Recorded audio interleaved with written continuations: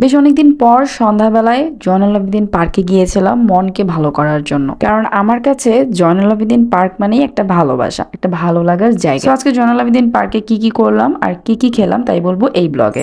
Hello, আসসালামু আলাইকুম সবাইকে ওয়েলকাম জানাচ্ছি আমার নতুন একটি ব্লগ দেখার জন্য। আমার বাসার এত কাছে জয়নুল আবেদীন পার্ক যে যখন খুশি তখন মন চাইলেই চলে যাই জয়নুল আবেদীন পার্কে। যদিও এখন কাজের চাপে এত ব্যস্ত হয়ে পড়েছি যে মন চাইলেই আর যাওয়া হয় না। দেখেন কি সুন্দর আকাশে চাঁদ উঠেছে, যেতে যেতে এটাও চোখে পড়লো। দিনের আলো থাকতে থাকতে কখনো চাঁদ ওঠে আমার জানা ছিল না।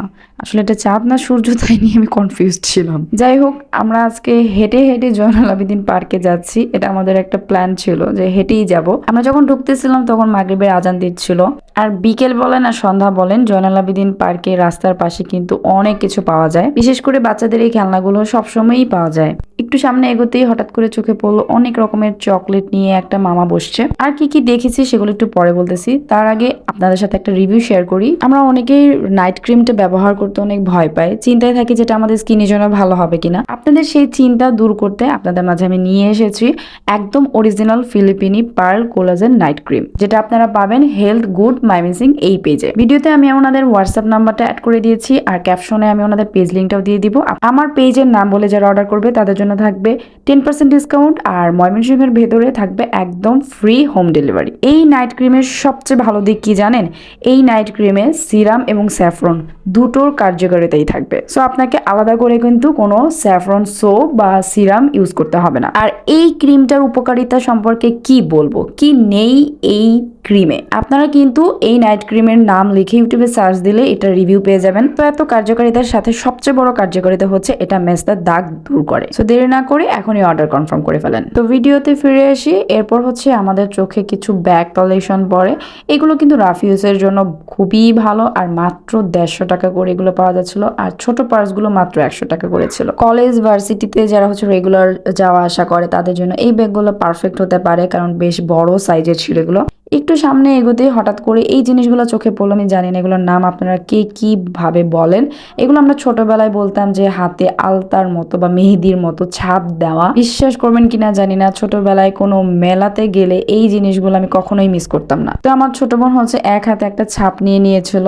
এরপর হচ্ছে আমরা ফুড পার্কের ভিতরে ঢুকেছিলাম 10 নম্বর স্টলে চা খাবো বলে। এই 10 নম্বর স্টলের চার বিগ ফ্যান হয়ে গেছে আমি। মানে এই সাইডটাতে আসলে এই চাটা আমি কখনোই মিস করি না। যদিও আজকের টেস্টটা একটু অন্যরকম লেগেছে, বাট তারপরেও ভালোই ছিল। চা খেয়ে আমরা ফুড পার্ক থেকে বের হয়ে পড়েছিলাম। এরপর আমরা ব্যাট বল চত্বরের কাছাকাছিতে যখন গিয়েছি তখন এই জিনিসগুলো আমার চোখে পড়ে। দেখেন বাচ্চাদের খেলার কত রকমের সামগ্রী এখানে ছিল। সাথে কিন্তু পিঠা বানানোর যে পিঠার কি বলে বক্স টাইপের, মানে পুলি পিঠা বানানোর যে বক্সগুলো সেগুলোও কিন্তু এখানে ছিল। এরপর একটু সামনে যেতেই সুন্দর সুন্দর মাটির কিছু জিনিস চোখে পড়লো। আচ্ছা, মাটির জিনিস দেখতে দেখতে আপনারা কমেন্ট করে ফেলেন যে কে কোথা থেকে আজকে আমার ব্লগটা দেখতেছেন। আর ভিডিওটি যদি ভালো লেগে যায় প্লিজ শেয়ার করে দিবেন। আর যারা এখনো পেজটা ফলো করে নেয় প্লিজ ফলো করে দিবেন। সুন্দর এই পাতিলটার প্রাইস ছিল মাত্র 250 টাকা, যদিও দামাদামের অপশন কিন্তু আছে। অনেক রকমের জিনিস এখানে ছিল, একদম ছোট ছোট প্লেট, বাটি বা হচ্ছে হাঁড়ি পাতিল, তারপর হচ্ছে সুন্দর সুন্দর মাটির ব্যাংক। আর এই জিনিসগুলো একদম কম দামে সেল করতেছিল। আমাকে বলতেছিল যে মামা নিয়ে যান, এই জিনিসগুলোতে আপনি হচ্ছে গাছ লাগাবেন, যেহেতু এই জিনিসগুলো একটু রিজেক্ট। তো ওই মামার হচ্ছে দোকানটাতে পিছন দিকে দেখলাম সুন্দর সুন্দর আরো কিছু বড় বড় পাতিল, তারপর হচ্ছে যে দেখেন চিতই পিঠা বানানোর যেই পাতিলগুলা, ঢাকনা, মানে এই জিনিসগুলো কিন্তু আমরা অনেকেই খুঁজি বাট পাই না। এরপর হচ্ছে আমরা কিছু খাবো কি খাবো না সেটা নিয়ে কনফিউজ ছিলাম, কারণ চা খাওয়ার পর আসলে কিছুই খেতে মন চাচ্ছিল না। হঠাৎ করে একটা জান্নাত ক্যাফে নামে টং দোকান দেখতে পাই, যেখানে হচ্ছে মালাই চা আর ঝালমুড়ি পাওয়া যাচ্ছিল। তো আমি ঝালমুড়িটা দেখে লোভ সামলাতে পারি নাই। তো আমি হচ্ছে একটা নবাবী মশলা মুড়ি নিয়েছিলাম, যেটা প্রাইস নিয়েছিল 30 টাকা।